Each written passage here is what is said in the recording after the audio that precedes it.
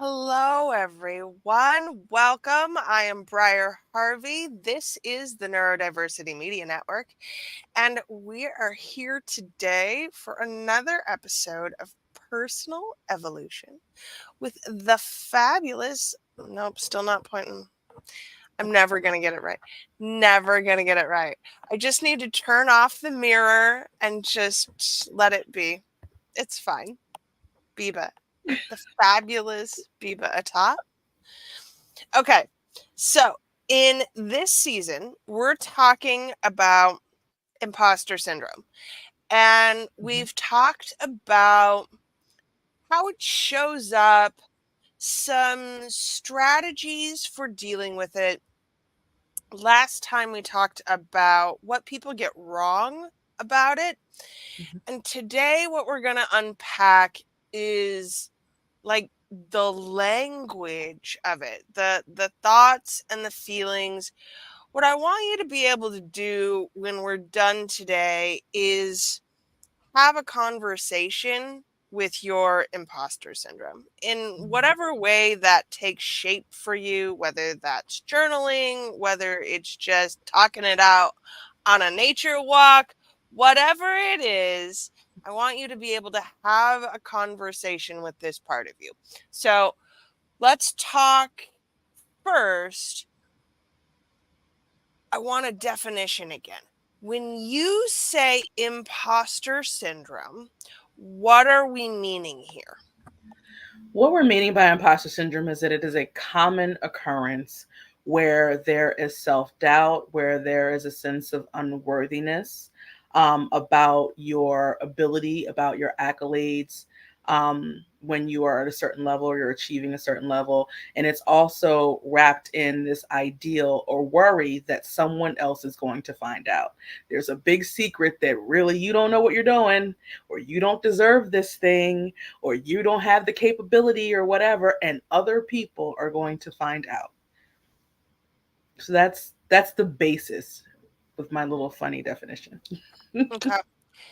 So let's talk about the feeling of it because you said other people are going to find out. And I really want to start there, right? Mhm. That so much of this is about not how I feel, but about how I'm being perceived. And Mhm. as an autistic person, I do not like to be perceived. So, Mhm. Mhm. how do we define those feelings of being seen? Ooh. How I would define the feelings of being seen when we're talking about imposter syndrome is, again, it's about the someone's going to find out. So there's this element of something about you needs to be hidden. There is a fear that if it is not hidden and if somebody finds out, then something is going to happen. What is the thing that's going to happen? You're going to get fired. Someone is going to judge you. Someone's going to perhaps reject you. Someone is going to perhaps decide to let you go or break up with you if it's a relationship sort of situation. But there is a fear that if you're found out, then something is going to happen.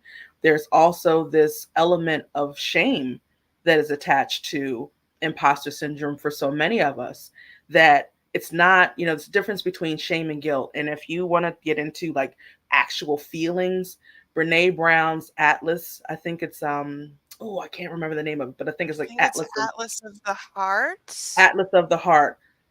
Phenomenal book and how to delve into the feelings. And I've heard Iana Van Zant say this too, that guilt is about you doing something wrong. Shame is about you being wrong, like your being is wrong. And so with shame as it relates to imposter syndrome, that something about you was wrong. And so your impetus is to hide that from other people, and you're doing that because you don't want it to be exposed. And so, just the whole cocktail of imposter syndrome, we have feelings of needing to hide, elements of shame, and then the biggest part of the cocktail is the fear of being found out. And if you go into the fear of being found out. Fear of being found out because you really don't know something, or you're really unworthy and undeserving, or all the other things. So there is just it's a full cocktail of this heavy feeling that something is wrong, you need to hide something, and if it's exposed, then hell will break loose. And I think it's important for us to acknowledge, especially here on this network, the way that shame plays into rejection sensitivity dysphoria, right? That Mm, there is, I read someone talk, RSD is not, first of all, it is not in the DSM. It's not even standard amongst neurotypical practitioners of mental health. It's something we talk about as neurodivergent people because the shame of having been rejected is basically imprinted on our souls because it has happened so often. mm, So, what's the difference between feeling like I'm going to get found out and actually being found out for masking who I was, right? what's the difference between being found out and being found out for masking who I was? That's the question. Yeah, what's the difference between so imposter syndrome states that or the fundamental belief, not ours, but a big part of the belief is that it is false, right? Mm, That it's a syndrome because it's us creating our worst nightmares. mm, Whereas we here know that sometimes we're right about that shit. We're not empathic. We're just students of rejection because it happens mm, to us a lot. mhm. So, how do I tell the difference between feeling like I'm going to be rejected and knowing that I've read certain signals in a certain way? Ooh, damn. Sorry, I know. And it's Monday. How dare you? I know. Oh my goodness. How do you tell the difference? I feel like that's a hard one. That's a hard one to tell the difference, because regardless of anything, rejection is hard for everyone. Rejection is hard for us all. Even people who are in professions where rejection is it's lunch, it's breakfast, lunch and dinner, midnight snacks, and all of the things. It's hard. So to be able to tell the difference, I don't I don't know that there is really a way to say how to tell the difference, because the feeling of rejection and the fear of rejection is, especially when rejection happens, it's like it's real. And so what I can say about it is that instead of trying to figure out the difference between the feelings of rejected and actually being rejected, is to recognize that rejection happens and then access, find, create tools to work through your feelings of rejection. So, what happens to you when you get rejected? Notice your breathing, notice what you feel in your body, notice if you're the kind of person that's telling yourself certain stories about what this means. Like, this person rejected me because I'm horrible. Did they say that you're horrible, or they just said that they weren't really with you for right now? Like you have to start asking some really important questions, and I mean really get into it, to get down to like what is actually true and what are the things that you're assuming, what are the stories that you're telling that are making you feel a particular way. Because when you get down to um the stories that happen where we are rejected, sometimes if you examine it enough, you recognize that there are times when it's like, yes, they've said something. It's very clear they're rejecting you, and they're rejecting you because they don't like you. They're rejecting you because you're fat. They're rejecting you because this, that, and the other thing. That sometimes that is really true. But there are situations where they're rejecting you and it has nothing to do with you. They're rejecting you because it's a bad time of day, not because of you. Arguably, I would say most of the time when they are rejecting you, it has nothing to do with you. And I think this is the right answer. Hmm. But when it comes to rejection, when it comes to feeling like an imposter, it's feelings over facts here, right? Yep. Yeah. Feelings over facts here. Absolutely. And that is why the internal dialogue is so important. The questions, the even if you're like, why am I talking to myself like I'm a 2 year old? Because sometimes we start making up stories. We hear things that weren't said. We see facial expressions that have to absolutely mean this one possible thing when that is not what it meant. Instead of specifically asking, and as opposed to assuming, so that you can get actual fact about what is happening, and then allowing that to be, because sometimes we're just so sold on the story because of our own beliefs about ourselves, about the world around us, that even if the person says it's not about you, I'm not rejecting you, it's just X, Y, and Z, we're still like, we don't believe you. Of course it's about us. You're just trying to be nice. And so you really do have to examine all of this stuff. All of this stuff. So many questions. And I really want to unpack what you just said there. Okay. It's a story. Imposter syndrome is the story that we tell ourselves.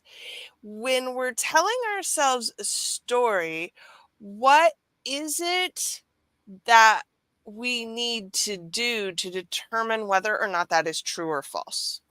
First of all, you got to ask the question, is this really real?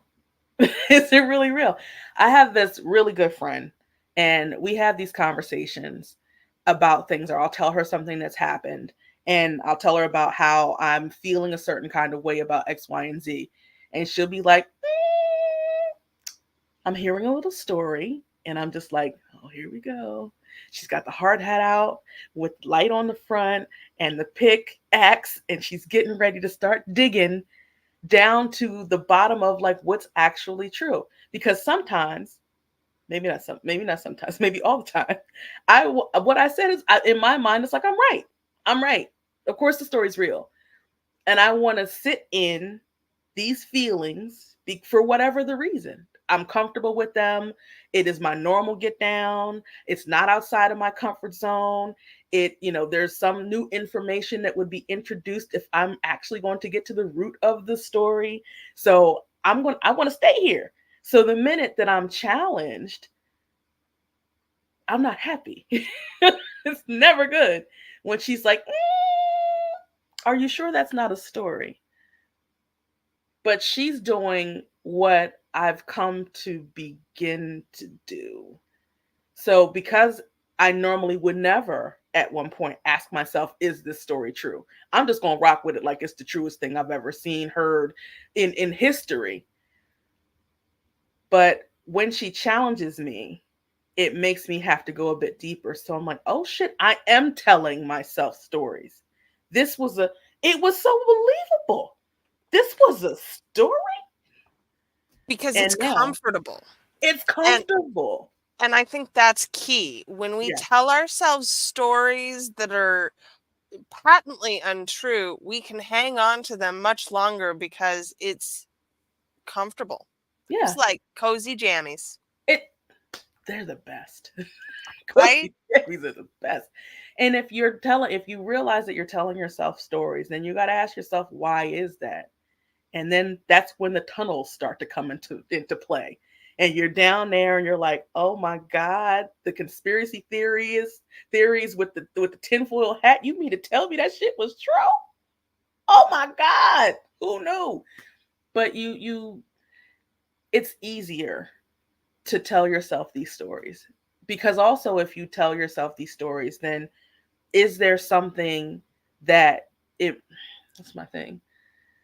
Is there an indication to the way that you are? Is there something, some kind of personal responsibility that you'll have to take for feeling a kind of way or taking a particular action or something that has happened that really isn't on all these other folks, but on you? So the stories that you tell yourself keep you in this bubble of, I don't have to take responsibility for certain things. I don't have to do anything that's different. This is what I know. I don't have to change. I don't have to change. Yeah. Hmm. Yeah. Okay. So we've identified that it's a story. Well, now what? Mm. Oh man, this is where adventure starts. When you identify that it's the story, you get to discover what it's really about. And that's when you learn about the games sometimes that we play, the games that others play. We start to explore our responses. We get in touch more with our own emotions. We go back into parts of our own history to explore where some of these things came from. Why am I so married to my unworthiness? Where is that in my history? Why am I attracting people or situations, or not, maybe not even attracting sometimes, but being like connecting or magnetized to stuff that's not for my greatest good, or in this particular vein, when I see that this is a red flag walking, why am I like, this is where I want to go? What's that about? What kind of experience have I had that said that this is what you know, so this is where you need to be? There's so much beyond the story that you can learn about yourself, can learn about your responses, your triggers, your reactions, that really does ultimately answer questions that you've probably had about who you are and your life since early on. And from there, it allows you to have more control over yourself. You can better regulate yourself. You can better manage yourself because you understand yourself better, since you've taken the cover off of the manhole, and now you're down there and you see how things are operating. It changes the game. But it's not a one and done kind of process. Oh, do you? The tunnels are like, what's the name of those tunnels in France with the skeletons in there? It was on Lupin. I can't remember the name of like The they're the catacombs. cat. It's like the catacombs down there. You could be down there living. You can be down there living. It is not a one and done situation. You don't go down a ladder and you're like, oh, peek to the right, here are all the answers. You come back up and then life is perfect. It's not that. It will never be like that.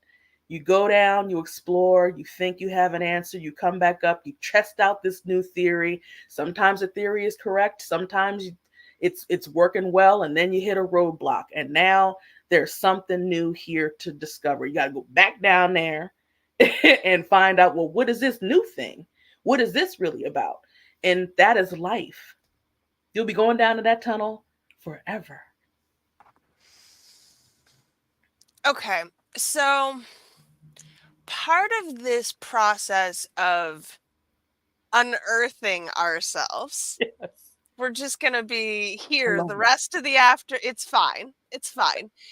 Is that it's a journey. So, Mhm. how am I marking my progress? How do Mm. I know if I've changed?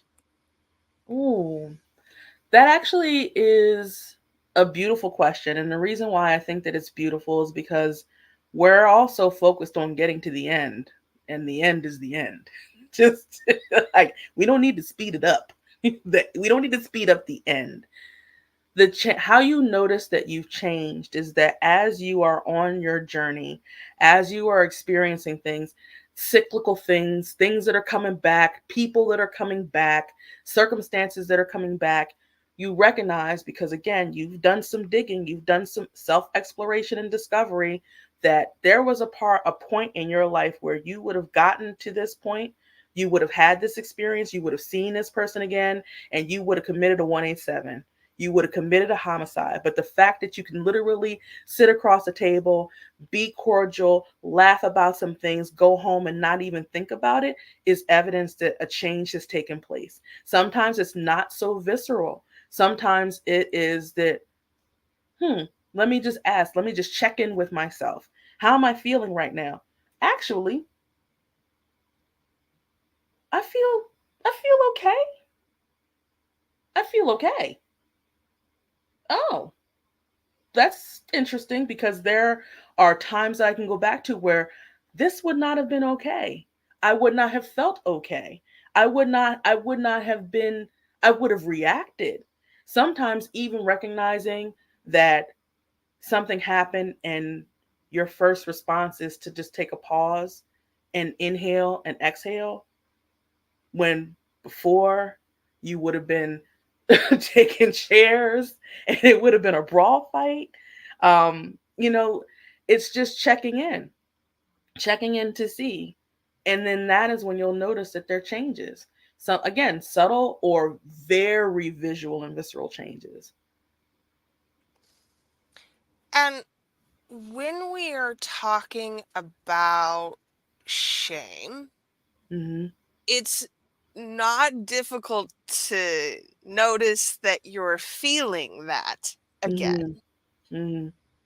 but it is difficult to reprogram it. So,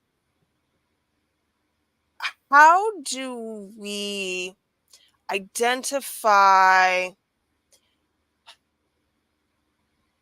the ways in which we need to continue to have this conversation with ourselves, right? We've identified that it's a story. We're starting to understand our trigger points. Mm-hmm. And also, when it happens, it's fast, Mm-hmm. right? It's Mm-hmm. almost immediate. It's the difference between feeling my first feeling and choosing my second feeling, Ooh, right? yes. How do we do that when it's in the clutch? Mm-hmm. When it's in the clutch, sometimes it's gonna when it's in the clutch, it could be very hard to access anything other than, this is where I'm at, and where what are we doing from here? And that usually also, like, once you get out of that situation, it's usually where you find that you've changed. So your response to being in the clutch is going to look different than what it did before. So as long as you are, you're continuing to explore yourself, but recognizing that triggers are a part of life, recognizing that triggers are not necessarily a bad thing, they can be an indicator for somewhere you need to explore, a place that sometimes can be hard to find. If we're looking for, what do I need to fix about me? What is that thing that is keeping me from X, Y, and Z? And you're looking, and there's a lot in here. It's a lot going on up in here. And the meat suit that we wear, it's so much. A trigger is a place that's saying, look here, explore here, go here. This is the red blinking dot on the map. And while when you're triggered, a reaction to a trigger could be a detonation, it doesn't necessarily mean that that's what it is. It doesn't have to be rage or anger filled. It could be sad, depressing. It could be a number of things. But in that moment, when you're in it and you are feeling really emotional in some way about what's going on, the best thing to do is just remember to breathe, remember your head, and your feelings are not going to take you over. As a matter of fact, usually when we allow ourselves to feel the feeling in a moment, it is just a moment. And you're like, oh, like, have you ever had a situation where you cried about something and you've been fighting the tears, you've been fighting crying, you don't want people to see that you're sad, you don't want to let people see you sweat, you don't want to give anybody the impression that you're weak, or even when you're by yourself, you're fighting tears, like, I don't want to feel this way, I want to do everything but feel. but then the tears flow, and then you just, and you're feeling in that moment like that, like the, for me it like sits right on my chest, and then I feel like my body like racked, and you're just crying, and it's usually not even like 30 seconds. And then even if I wanted to make myself continue crying, whatever it was that got it to the point where my eyes are now leaking is gone. I can't push anything else to make tears come from my eyes or to feel like I want to cry. It's like, oh, I was forced for the tears to come out. Something happened where something was released. It is no longer there. Huh.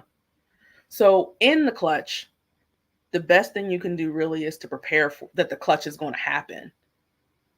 Because once you're in the clutch, that's where the rubber meets the road. That's where you see your progress. That's where you see your work. That's where you're like, okay, I got these tools. I promised myself I was going to use these. This is the moment to do that. This is the moment. Yeah, it just doesn't ever work retroactively. You can't bring tools to the dance, so to speak, if you haven't spent the time gathering them up and putting them in the bag. Mm-hmm. Yeah. And you'll know how well you did once you're out of the clutch. Because when you're Mm. in it, you can't evaluate how you're doing while you're in it. You're triggered. You're not going to be thinking straight. You're going to be response, react. You're going to be there.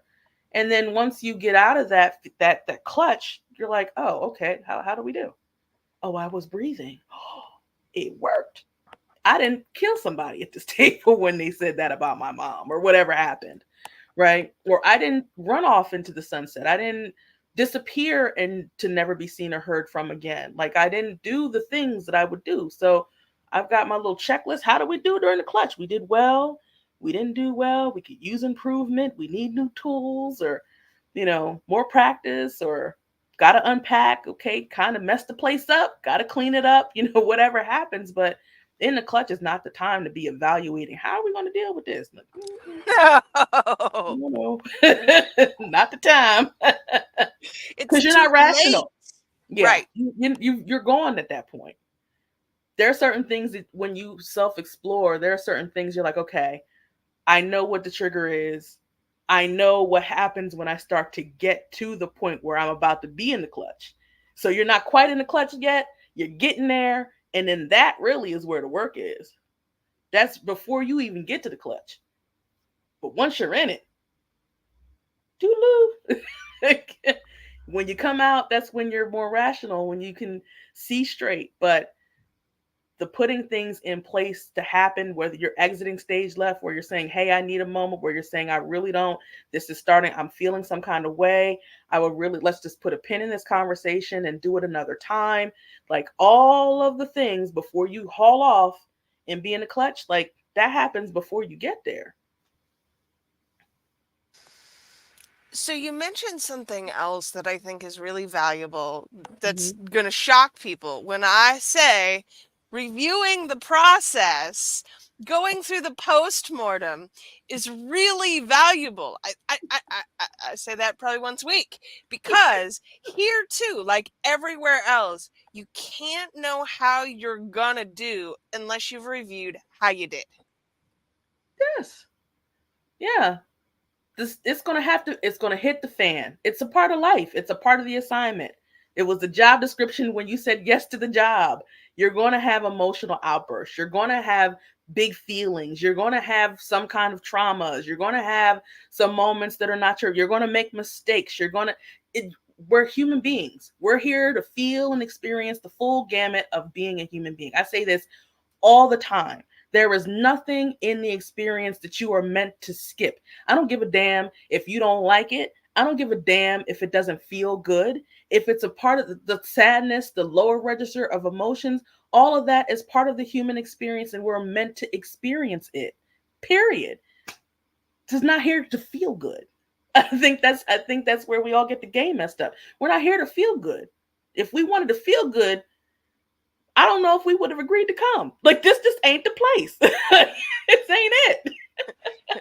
You can't decide to come back as a human being living in the United States of America. This was the last place to feel At good. this time, Are you no. crazy? You should have came back as a damn mushroom. Like, don't they seem like they're just out in the forest getting moisture and just growing and they're talking to each other? There's so many fruits and vegetables and animals that are House happy. cats. I mean, house cats. Can we even? I would love to come back as a cat to be just. My next life, 100% house Can cat. we just Because, coddle me wow. and yeah? I mean, my God, give me a cute name, pet me when I want to be pet, leave me alone when I don't want to be bothered. You know what I mean? Just feed me all the good stuff, love on me, and then leave me alone. Like, there's so many other things we could have chose. This ain't the place to feel good. This is the place to feel it all. And the experience of feeling these things as a part of the process means that it's easier to move through it and let go of. Yes? Oh my God, absolutely. Absolutely. That's a tee up to a great point. It does. It becomes easier. It's like you now have proof that just by allowing yourself to sit in the sadness, you'll survive. It's okay. Self-soothe. You come out of it and you're like, "Oh, I thought this was going to take over my life. I thought this was going to wreck my entire week. I thought by sitting in this, it means that I'm not going to be able to do my job." When it was just 5 minutes, if you had a timer on and you allowed yourself to feel your feelings and you stopped the timer once you were done, it was a couple of seconds, it was a minute, it was 5 minutes. You take a breather and you're like, wow. When you fully allow yourself to feel the feeling, that's different. Not that let me just put on the brave face and just recognize, okay, I'm sad. Okay, let me just put this back here and let me go about doing my day. That's not feeling the feeling. When you fully allow yourself to be in it, to feel it, to sit in it, it doesn't take long at all.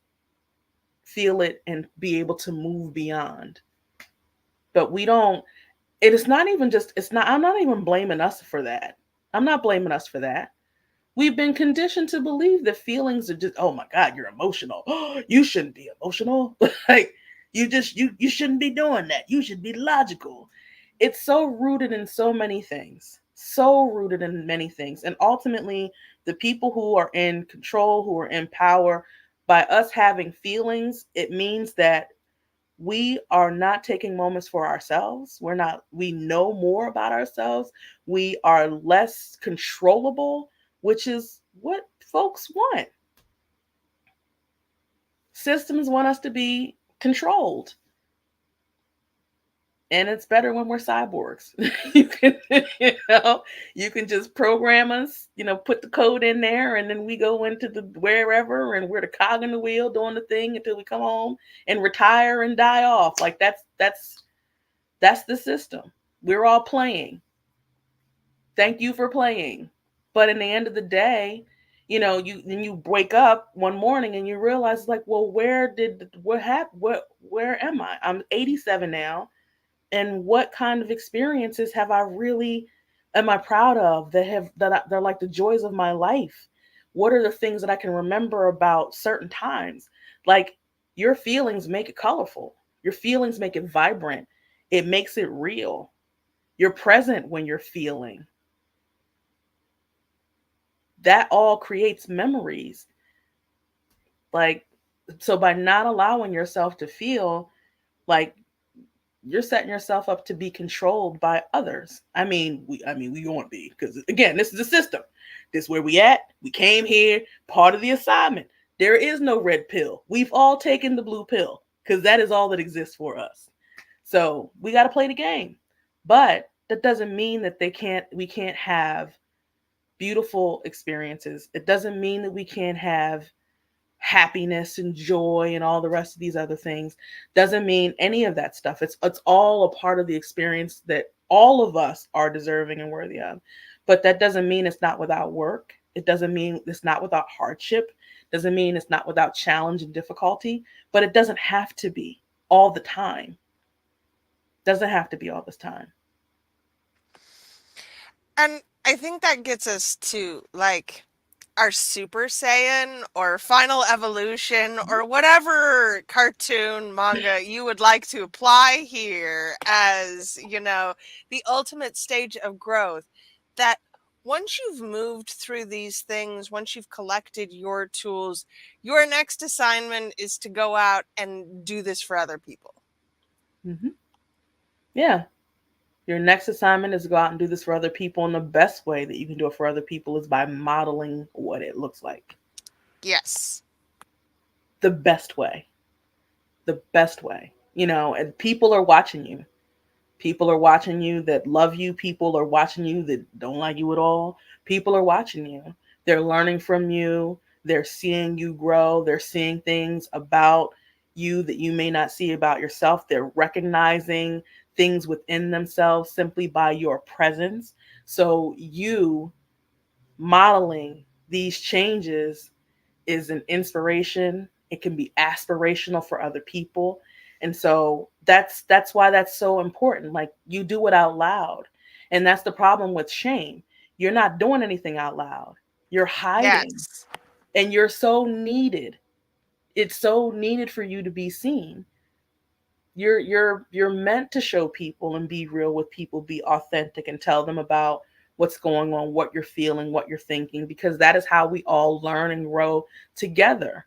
That's how community, that's a part of being a part of a community.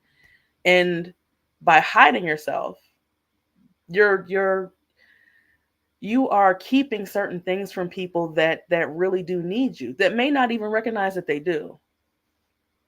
So that's how you do it. You model it for other people. Right, because it's not my responsibility to heal other people if they are unwilling to be healed, but it is my responsibility to model what those tools are. Yes. Yeah, share your stories. Share your stories. I was in the shower. I was thinking about this thing that I told you about, how the shower is a great place for me to think. Oh, I love thinking in the showers. I get all my best ideas. Then you realize that 17 other people have said the same thing. So you're not crazy. You're not whatever it is that you're telling yourself, because this is what you like to do. You share your stories, share all of them. You're not by yourself, and that means that other people are not alone too. And that in and of itself is helpful for them to recognize, like, oh, there is a chance for me not to feel this way. There's a chance for me not to have this kind of, to get through this particular challenge when I didn't see a way out. Share your I story. also want to particularly call out that does not mean you need to become a content creator and do it No. publicly. You can share your story verbally with your next door neighbor if you would like. Yes. Just share your stories. Share your story. Yeah. You don't have to become an Instagram influencer. Not necessary. Okay, so we've come a long way on We this have. journey, Biba. We have. We went underground, we found some tools, put them in a bag. Now we're coming back up out of our hidey hole and saying, hey, look, I have tools. Have tools. I have tools. Is there anything else you want to add to this process? Oh, have fun. I know that, and I know sometimes it's my delivery about things. Like, I can be very serious when it comes to like inner work, because it doesn't feel fun. What it is I want people to be informed. I just see way too much out here that just makes it seem like something's going to happen in a blink of an eye. I see way too much out here that where people are making it sound like it's easy. I see way too much out here where people make it sound like it's going to be, quick, easy. It's going to be fun. There's going to be it's not going to feel bad. And so then when people are like, I'm starting to learn more about myself and it's a bit shitty and I didn't know, it's like, because there's just so much out there that makes it palatable. It's like, okay, yeah, you'll want to do this if you think it's easy. But if someone tells you honestly, like, this is not going to feel good, all the time, then what's the likelihood of you wanting to do it? And so, how I talk about my work, how I talk about these kinds of things is I want people to be informed. Like, I want to know. Don't tell me it's A when it's A, B, C, and D. And then I get there and it's A, B, C, and D. But all I heard about was A. Then I'm making a choice off of something that I wasn't even fully aware of. That pisses me off. So I'm not going to sugarcoat things. I'm not going to I'm not going to keep things from people. I'm going to keep it all the way real with you. That's just how I roll. And also, even with my delivery and what I say, it's because I really want people to understand, like, it's not what is all out here with the, white lights and the candles and all of the things. Like, that's, yeah, sure, that's ritual. I love ritual. All this is, it works and it matters, but there's also the dark nights of the soul and the crying and the I don't want to get out of bed for a day or two and the journaling and there's all the stuff. A and B, top and bottom, it's all the things. But in the middle of all this work, there is the have fun. And I think that that is something that is missing. There's a difference between it's challenging, it's heavy, it's difficult, it's all the stuff. But there's also a difference from love and light and rainbows and unicorn farts. There is the where is the fun? Where is the fun? And so by setting an intention that I'm going to find fun in this process, then you invite that more into what you're doing. So even when it's challenging, you recognize that it's challenging, but you also see, I really didn't expect to come to this lesson through coloring. I didn't Mm. expect for this thought to come up as I am learning to crochet. I didn't think that by going out on this walk and hugging trees that I was going to break down by over here. I didn't think that, but it felt good. And it was fun, like listening to the birds and seeing cardinals, which are my favorite bird. And it was fun having that conversation with that person. It was fun coloring or crocheting or puzzling with Afro beats in the background. It was fun. And then something hit me, a thought hit me, and it took me someplace. And I cried, and I was angry, and I was sad, or all the things. But there was still fun in here. There was still an element of fun, so it wasn't that bad. I can do this again. So find that. It's there. It's there. It is there. And if you would like to find it with Biba, Biba, tell him what's coming. Da, da, da, da. I have a 3-month program. It's called the Limitless Leader Mini Mind, and it really is a self discovery, self exploration exercise. We're going to be talking and conversing every day, checking in. You have a task to do, and then you get to come in and say, I did the task. And if you care to talk about the fun or how you felt, what you noticed, and the progress and all that good stuff, then that container is available for you to do that. But really, it's just about being around other people who are looking to explore themselves more, explore themselves, discover themselves more deeply, and do that through an activity every single day. So that is going to be coming up in March. I'm super, super excited about that. And if you want to read more about my work and about the Limitless Leader Mini Mind and about imposter syndrome, you can go to my website, www.bibaatta.com. Every time I say it, rolls off the tongue. Magic. Magic.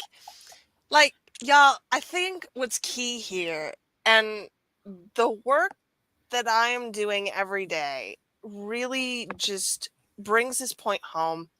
You can't do it alone. You shouldn't do it in isolation. Mm-hmm. You need to be able to build these connections with other people Mm-hmm. because that's what makes them stick. And if this is a place where you struggle, and today we have given you what it looks like on the other side. So, y'all know, if you're not there, if you're not actively telling your story, if you're not actively modeling this behavior Mm-hmm. to other people, if you don't feel secure and confident in what you're doing 99% of the time. There's always going to be that one time, but 99% of the time, I got this, y'all. Hmm. And if you don't got it, I want you to find Biba. I want you to help yourself get to this other side. Yeah, it's possible. Hmm. It's possible. And when you do this work and you see the changes that occur in your life, it really enriches everything. It changes the game. I can't even tell you how unbothered I am about so Yes, much stuff. about so many things, So many totally things. unbothered. I don't have to have an opinion. I don't care. Mhm. IDGAF. Indeed. No fucks are given. Not a one. And I remember because my core wounds were around abandonment, rejection, and judgment. And so living that as a young, like a teenager in a fat black body, as a young girl, not wanting to be judged, rejected, or abandoned, like I would just come on. I would, as soon as I show up on the scene, the judgment is it we've already it's there. They're looking for me so they can start on me. The rejection, guaranteed. I don't look like other people in my school. I don't look like other people and other kids, that people, my friends. I'm different. So when we're getting into boys and we're out and whatnot, they're not checking for me. Rejection central. Never felt great. And then I worried so much about what other people thought of me that I put on a persona of being more extroverted than I really was. Now I got to be extra funny. Now I got to be extra loud. Now I got to be everybody's friend. Now I can't necessarily have a differing opinion from other people. I'm hiding parts of myself so that I could be accepted, so that I'm not rejected or judged or abandoned. I gave way too many fucks, and people didn't really get to know me, and I didn't get to know myself. Would I do it differently? Absolutely. But that was just a part of my life. And also, I learned so much from it. I mean, it wasn't pleasant, but there were certain things that I sought out at that time that made me who I am now.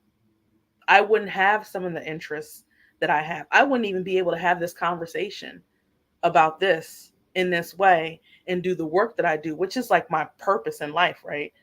Had I not had those experiences, because I wouldn't have sought out the information at that time to get me to here.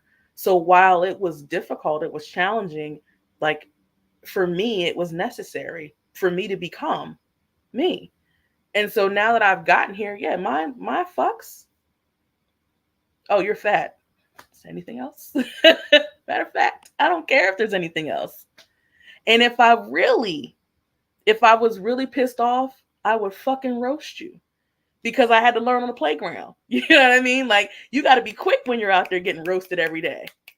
And I'm a Gemini. The katanas are out. So if I cared, you wouldn't be feeling good at the end of the conversation. So it's good.